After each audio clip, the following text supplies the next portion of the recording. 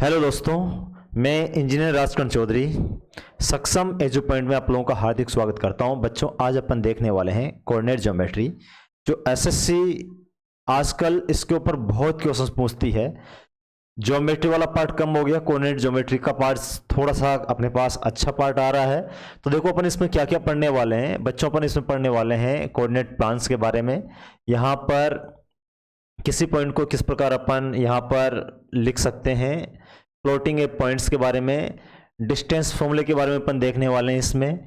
यहाँ पर इस टॉपिक्स में अपन पढ़ेंगे मिड पॉइंट फॉर्मूले के बारे में और स्लोप के बारे में। स्लोप ऑफ द लाइन, कोई भी लाइन होती है उसका झुकाव होता है, स्लोप होता है अपने पास, उस फॉर्मूले के बारे में देखने वाले हैं। और बच्चों अपन फिर देखने वाले हैं इक्वेशन ऑफ द लाइन।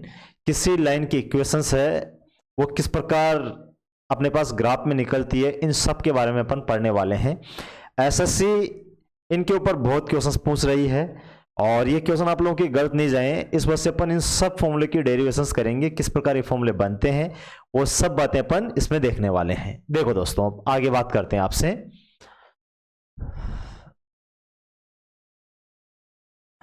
देखो जी, अपने पास यहां पर ये निर्देशांक ज्योमेट्री है। उस निर्देशांक ज्योमेट्री में अपने पास इस प्रकार का ग्राफ आप लोगों ने देखा होगा बच्चों। ये वाला ग्राफ आप लोगों ने बहुत देखा होगा।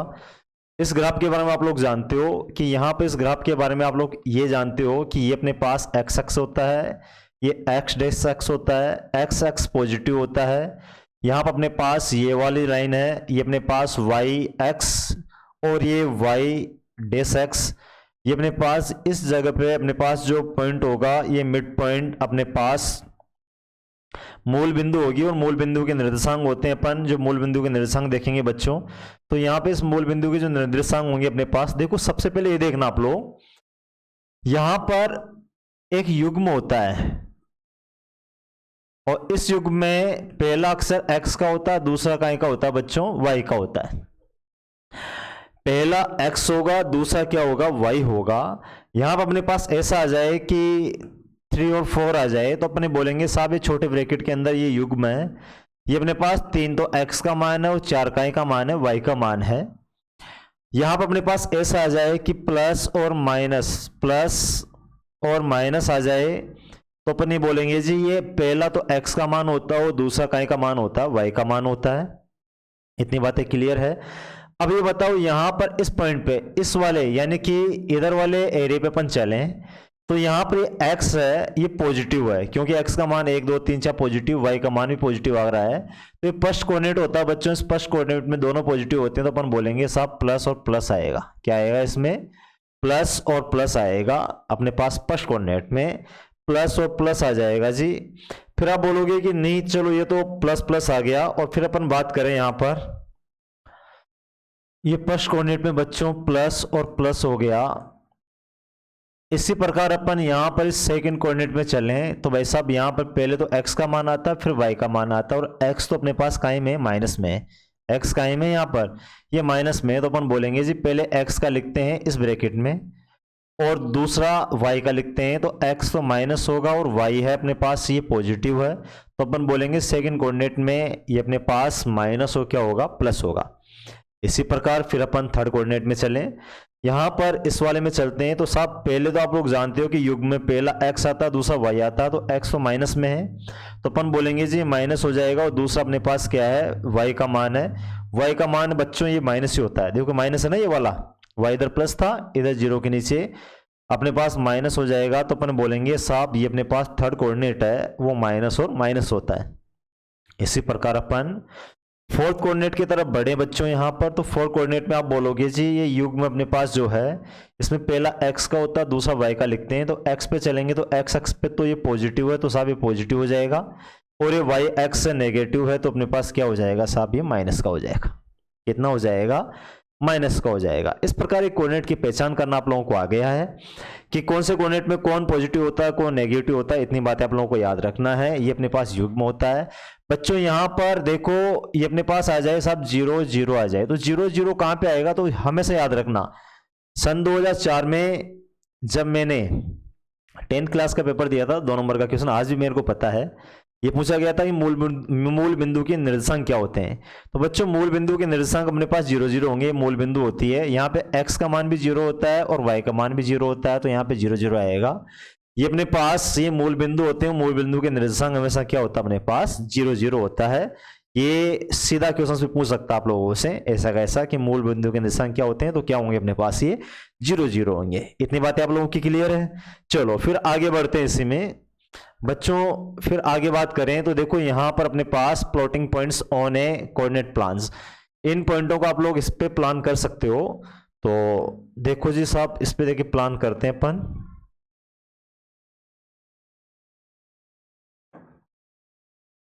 देखो पहला पॉइंट अपने पास क्या है साहब, ये -7 और 4, कितना है यहाँ पर -7 और 4 है। तो इसका मतलब x अक्ष पे अपन -7 चलेंगे।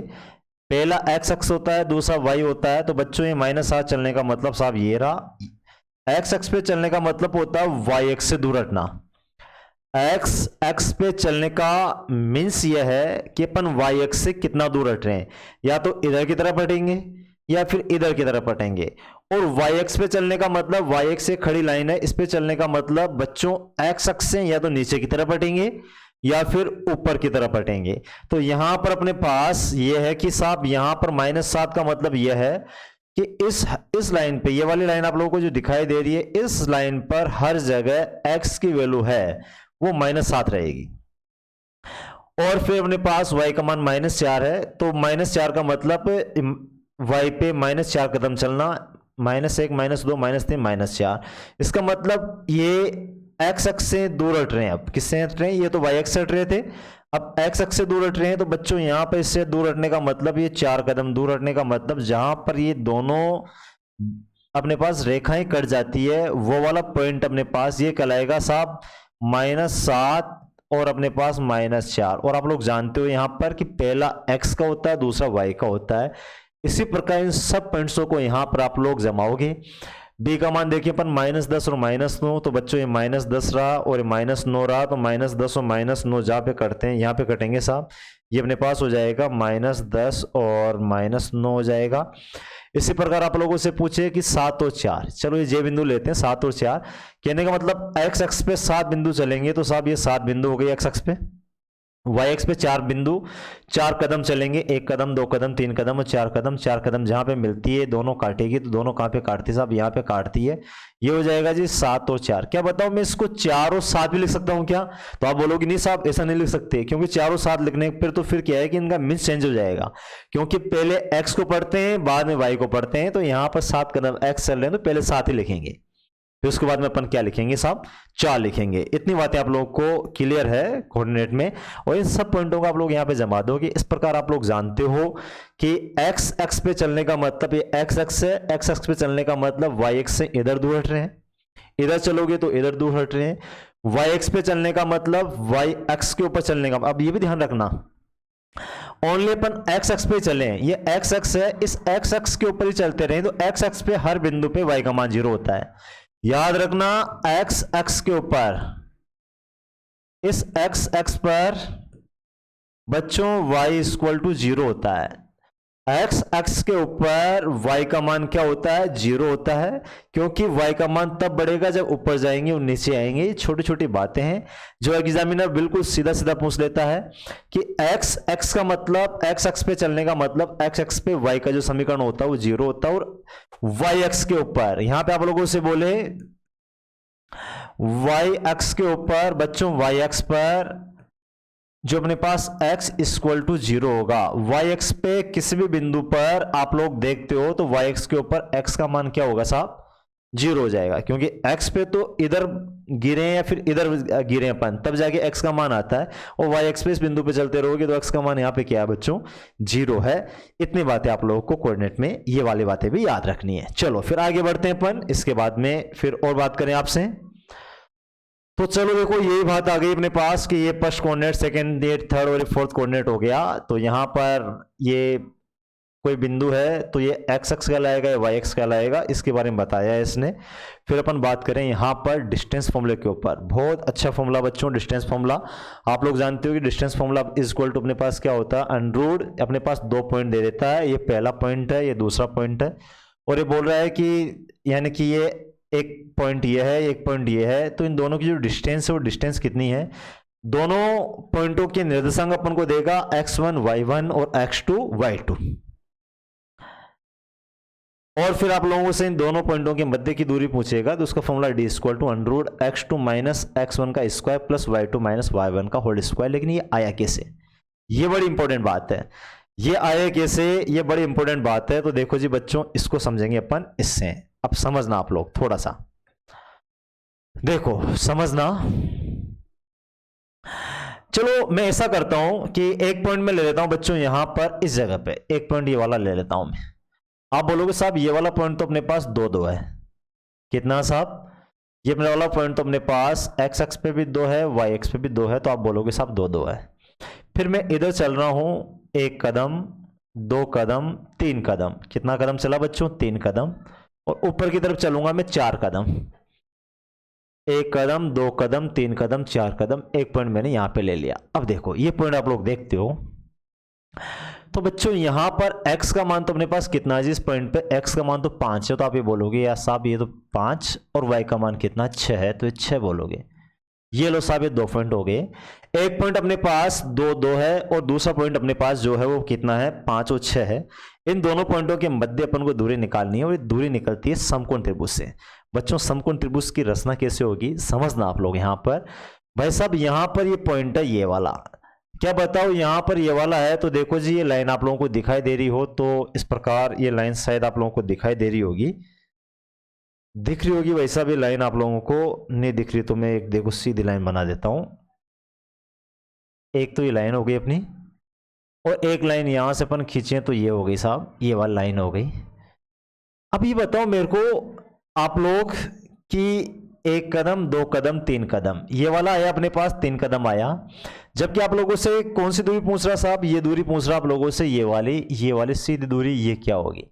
क्या बताओ यहां पर आप लोगों को ये समकोण त्रिभुज दिखाई दे रहा है क्या, आप बोलोगे जी कि बिल्कुल राइट समकोण त्रिभुज अपन को राइट एंगल त्रिभुज दिखाई दे रहा है। और राइट एंगल त्रिभुज में भाई साहब इतनी बात तो आप समझते ही हो कि यहां पर ये अपने पास एक्स एक्स है और ये वाई एक्स है, तो इसको x1 y1 बोलूं मैं, तो अपन बोलेंगे जी यहां पर x तो दो कदम बढ़े, अपन कितने कदम बढ़े, जबकि यहां पर ये x का मान है, ये y का मान है, तो यहां पर x 5 कदम बढ़े। क्या बताओ इस अक्ष से ये दो कदम और इस अक्ष से ये 5 कदम, तो क्या बताओ इन 5 कदम में दो कदम इधर वाले दो कदम में हटा दूं तो 3 कदम आएगा।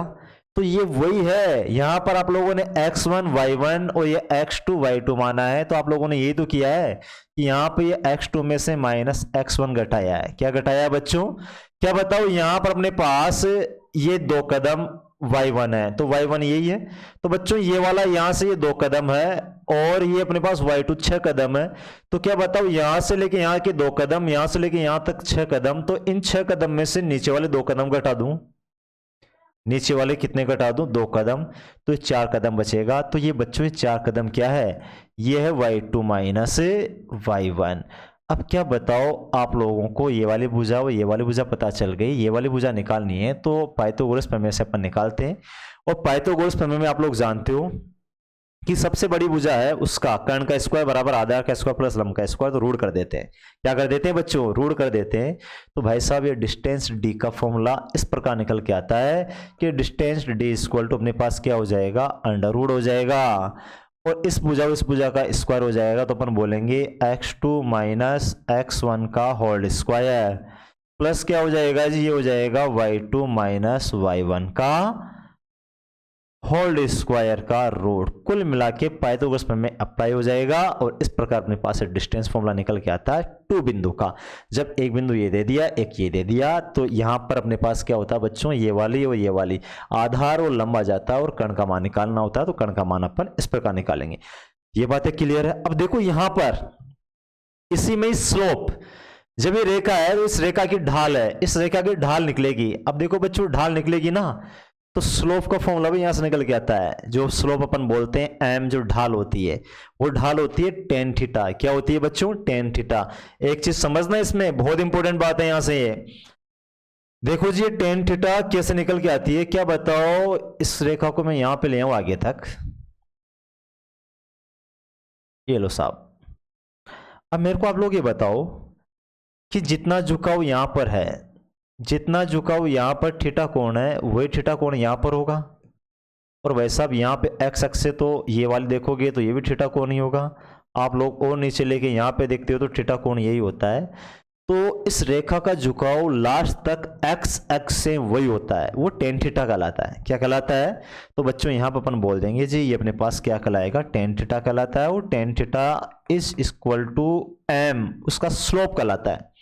एम से व्यक्त करते हैं। टेन थीटा इक्वल टू अपने पास क्या होता है बच्चों? टेन थीटा होता है लंब बटा हुआ आधार होता है। क्या बताओ? इस थीटा के लिए लंब ये रहा और आधार ये रहा।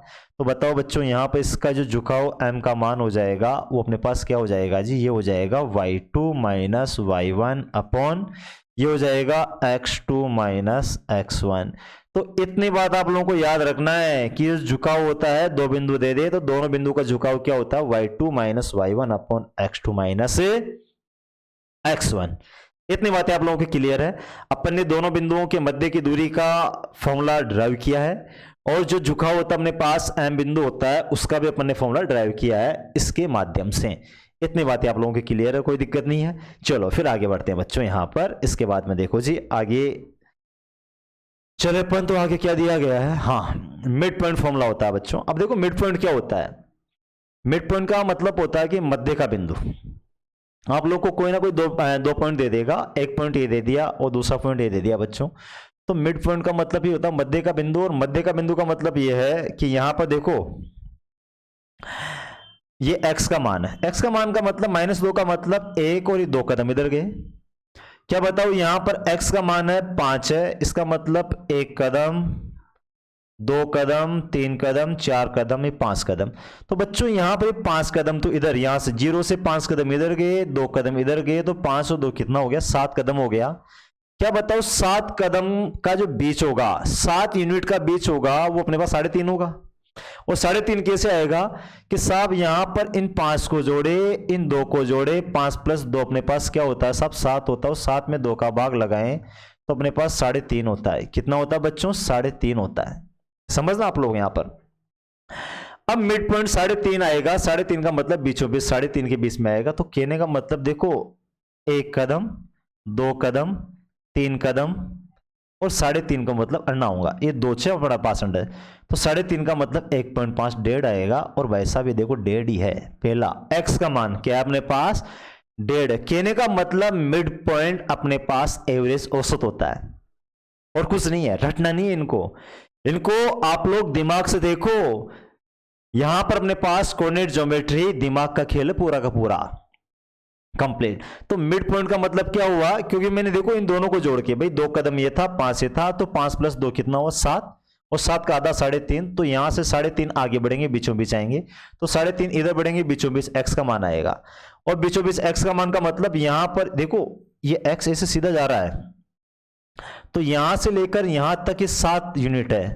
तो बताओ बच्चों, आप लोग यहां से लेके यहां तक 7 यूनिट, तो 3.5 यूनिट आएगी, 3.5 यूनिट यहाँ बीचों बीच आएगी, x की वैल्यू होगी। तो ये x का मतलब यहां पर इस रेखा पर कहीं भी x को ले जाओ आप लोग, x का मान सेम रहता है, तो इस पे भी सेम रहेगा। तो अपने पास 1.5 आ जाएगा, 1 पॉइंट कितना आ जाएगा? 5 आ जाएगा। इस वजह से इसका फॉर्मूला अपने पास औसत से होता है कि मिड पॉइंट का फॉर्मूला होगा x1 प्लस x2 अपॉन 2 हो जाएगा। अब ये बैलेंस हो क्या आ जाएगा? देखो -2 प्लस 3 है, तो बैलेंस हो के अपने पास क्या आ जाएगा? 3 और 3/2 का मतलब 1.5 हो जाएगा। 1 पॉइंट कितना हो जाएगा? 5 हो जाएगा। इसी प्रकार y का। अब बताओ बच्चों y देखें अपन, देखो यहां पर y का मान 1 यूनिट, कहने का मतलब ये 1 यूनिट से, कितने यूनिट से? और बच्चों यहां पर इस पॉइंट पे 4 यूनिट, यानी कि यहां से लेकर यहां तक जाए तो 4 यूनिट। तो बताओ यहां पर ये 4 यूनिट, ये 1 यूनिट, और y बीच में आएगा, यहां पे आएगा, तो अपन बोलेंगे जी इस 4 यूनिट में से ये 1 यूनिट कम कर दें, तो बच्चों का तो 3 यूनिट बचो, और 3 में आधो करा तो 1.5 अच्छे, तो 1.5 ऊपर जाओ, मतलब 1 यूनिट तो ये और 1.5 ऊपर जाएंगे अपन यहाँ पर, तो 1 और 1.5 कत्तों से 2.5 है, और 2.5 ये रहा, है ना ऐसा। तो यहाँ पर मिड पॉइंट आता है, और मिड पॉइंट कैसे आता है? एवरेज से आता है, औसत से आता है। तो इसका भी औसत क्या हो जाएगा बच्चों? ये y1 प्लस y2 अपन क्या हो जाएगा? 2 हो जाएगा। बैलेंस होके देखो यहाँ पर अपने पास क्या है? 1 और 4, तो 1 प्लस 4 कितना हो गया साहब? 5, 5 में 2 का भाग लगाना 2.5 हो जाएगा। यहां पर इस बिंदु पर y, यानी कि इस जगह से y कितना ऊपर है? ये 2, देखो यहां पे है 2 से ये आधा और तो 2.5 पे, कितने पे 2.5 पे। तो अपन बोलेंगे यहाँ पर अपने पास जो मिड पॉइंट हो जाएगा वो -2 + 5/2 और 1 + 4/2। ये फॉर्मूला होता है, किससे निकाला अपन ने, इसको निकाला है एवरेज से। ये अपने पास इस रेखा का, जो ये रेखा है इस रेखा का मिड पॉइंट ये होगा, इसको बोलते हैं मिड पॉइंट का फॉर्मूला। ये आप लोग याद रख लोगे। मैं आशा करता हूं कि ये फॉर्मूला आप लोगों को बहुत अच्छी तरीके से याद हो गया होगा, कोई दिक्कत नहीं है। चलो फिर आगे बढ़ते हैं, और क्या है इसमें देखते हैं। वही बात बच्चों, अभी मैंने tan थीटा के बारे में बताया था, वही तो है कि अपने पास ये थीटा जो यहाँ पे होगा वही यहाँ पे होगा। तो ये अपने पास tan थीटा इक्वल टू क्या होता है, लंब बटा हुआ आधार होता है। लंब ये रहा अपने पास, आधार ये रहा, तो ये लंब हो गया, आधार हो गया, m का मान हो गया। m इक्वल टू क्या होता है, tan थीटा। ये किसी रेखा का झुकाव होता है। यहाँ तक कोई प्रॉब्लम नहीं है, इतनी बातें क्लियर है आप लोगों की। फिर चलो आगे बढ़ते हैं, और इसमें आगे बढ़ के फिर बात करें अपन बच्चों। अब देखो यहां पर देखो इक्वेशन ऑफ द लाइन, एक लाइन की जो इक्वेशंस है वो कौन कौन से तरीके से आप लोगों को दिखाई गई है बच्चों, इसको देखना ध्यान से आप लोग। ये लो जी इक्वेशन ऑफ द लाइन में ये सबको दिखाई दे रही होगी। देखो बच्चों,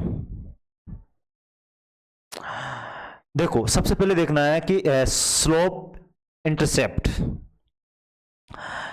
जब अपने पास इस प्रकार स्लोप इंटरसेप्ट आए तो यहां पर y = mx + b होता है। ये अपने पास एक फॉर्मूला होता है बच्चों, ये याद रखना आप लोगों को। यहां पर m तो झुका होता है, अपन ने देखा था m = क्या था, tan थीटा था, इतनी बात याद रखना है। और इस फॉर्म में b होता है, ये b अपने पास हमेशा याद रखना, एक ग्राफ होता है इस प्रकार। ये देखो जी एक ग्राफ होगा ऐसे, ग्राफ होने का मतलब यहां पर y पे जो कटान बिंदु है वो अपने पास b हो जाएगा। कितना हो जाएगा, यहां पर c होगा। तो अपन y पे जितना यूनिट चलते हैं, यहाँ पे जो ये b की फॉर्म में जो भी आएगा वो y के ऊपर जितना यूनिट चलते हैं वो मान होता है। ये बात आप लोगों को याद रखनी है। यहाँ पे देखो m इज तो स्लोप दिया गया, b is the y intercept. y को कहाँ पे काट रहा है, और वो 2 यूनिट है, 3 है, 5 है, 7 है, वो अपने पास इस फॉर्मूले से अपन देख पाएंगे। यहाँ पे देखो पॉइंट स्लोप पे अपन बात करें तो बच्चों यहाँ पर अपन को 2 पॉइंट दे दे और आप लोगों से बोले कि इसकी लाइन की इक्वेशन निकालो आप लोग। तो यहाँ पे लाइन की इक्वेशन निकालने का फॉर्मूला अपने पास हो जाएगा y - y1, और ये m तो झुका होता है, और बच्चों x - x1 हो जाएगा। ये अपने पास x1 और y1 है, ये पॉइंट है, युग्म है, वो देगा कि ये रेखा अपने पास 2 तथा 3 पॉइंट से गुजर रही है। तो 2, 5 से गुजर रही है, 7, 8 से गुजर रही है। तो एक को अपन को x1 मानना है और दूसरे को अपन को क्या मानना है, y1 मानना है। और इस फॉर्मूले में अपन मान रखते हैं तो ये अपने पास इस प्रकार इसकी इक्वेशन निकल के आ जाती है। ये बात आप लोगों को याद रखना है। m इज द स्लोप हो गया, x1 और y1 is the point of the line. यहाँ पर x1 और y1 क्या हो जाएंगे बच्चों, लाइन के पॉइंट हो जाएंगे। या फिर अपन को स्टैंडर्ड फॉर्म में इस प्रकार देगा वो ax + by = c आ जाए। और यहां पर इंपॉर्टेंट बात यह है कि a इज पॉजिटिव, यानी कि अपन को a को पॉजिटिव लेना है, और यदि नेगेटिव भी हो तो माइनस कॉमन लेके उधर उठा के भेज दो। इतनी बातें क्लियर। अब देखो इसके लिए आप लोग स्टैंडर्ड फॉर्म में ये आपको ध्यान रखना है। और यहां पर इंटरसेप्ट फॉर्म में आए एक्स एक्स को कितने पे काट रहा है, वाई एक्स को कितने पे काट रहा है, तो बच्चों यहां पर इस फॉर्म में लाना है। इस फॉर्म में अपन लाएंगे तो यहाँ पे x के जो मल्टीपल में गुणांक में अपने पास a है, तो ये इस फॉर्म में आ जाए, x के ऊपर में जो आ जाए, y के ऊपर में जो आ जाए, और इक्वल टू इधर 1 आ जाए। इधर क्या आ जाए बच्चों, इधर की तरफ 1 आ जाए। तो x के नीचे जो भी है वो अपने पास x एक्स पे काटने वाला यूनिट हो जाएगा, और y के नीचे जो भी है वो y एक्स पे काटने वाला यूनिट हो जाएगा। ये बात आप लोगों को याद रखनी है। जैसे अपने पास यहाँ पर ये इस प्रकार है, तो ये अपने पास x के नीचे a है, तो x अक्ष पे तो बच्चों यहाँ पर ये पॉइंट काटेगा, ये तो a हो जाएगा।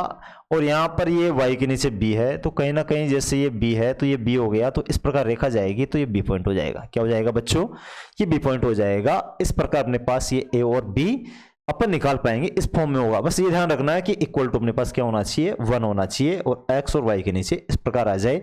इस फॉर्म में देखिए आप लोगों से बोले वो x अक्ष पे कितना यूनिट कट रहा है, y अक्ष पे कितना यूनिट कट रहा है, वो आप लोगों को नंबर्स देगा यहाँ पर 3 4 5 7 जो भी देगा।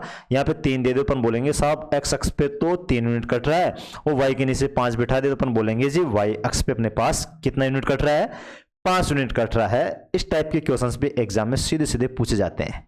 इतनी बातें क्लियर आप लोगों की। चलो देखो, फिर अपन को वर्टिकल फॉर्म में ये बोलेगा कि x इक्वल टू a की फॉर्म में आ जाए तो अपने पास ये जो वर्टिकल फॉर्म में होती है, और अपन को दे दे y इक्वल टू b की फॉर्म में दे दे तो horizontal lines with b a the y intercept. इतनी बातें आप लोगों को याद रखनी है। ये बेसिकली बातें थी जो अपने पास ज्योमेट्री से रिलेटेड थी। अब बच्चों कुछ बातें और करते हैं अपन, देखो यहां पर समझना। चलो देखो जी, ये बातें तो हो ही गई अपनी। इसी में मैं इसको ले लेता हूं वापस। देखो साहब,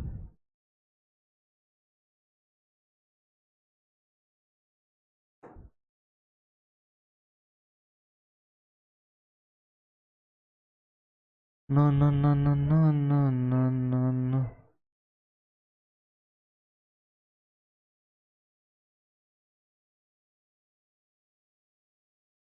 चलो ये आगे बात कर लेते हैं अपन नेक्स्ट पेज लेके। देखो साहब, इतनी बातें हो ही गई। अब समझना आप लोग, जैसे आप लोगों को इस प्रकार ये अपने पास yx दे दे,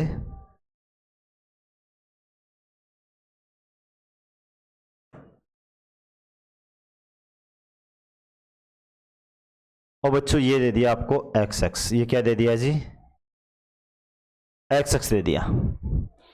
अपन बोलेंगे साहब ये अपने पास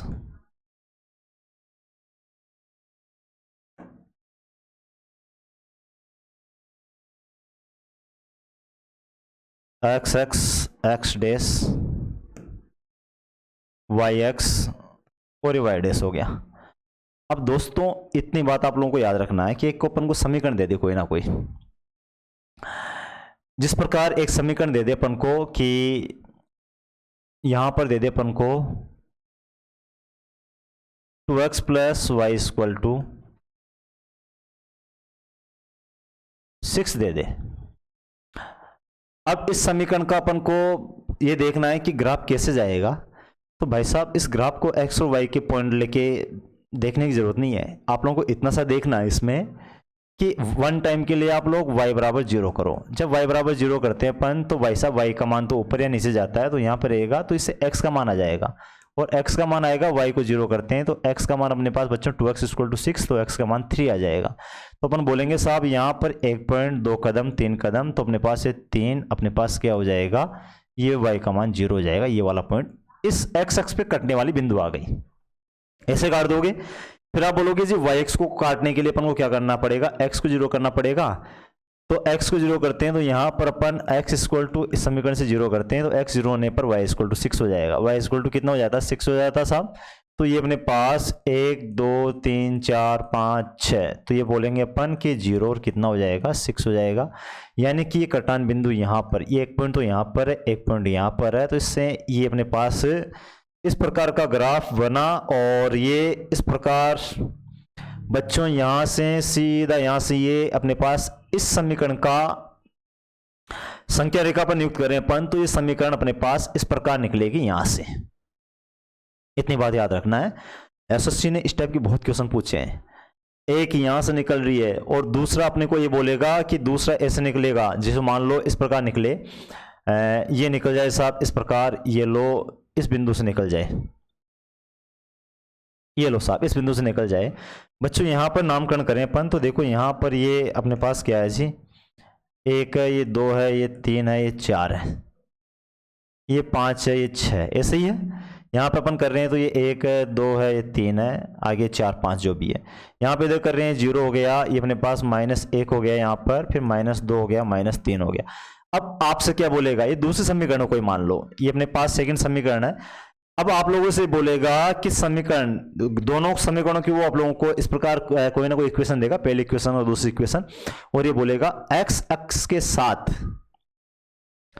जो क्षेत्रफल बन रहा है उस क्षेत्रफल का क्षेत्रफल ज्ञात कीजिए। बहुत अच्छे लेवल का क्वेश्चन पूछा गया है, एसएससी सन 2024 में भी आया हुआ और 25 में भी क्वेश्चन पूछा गया है।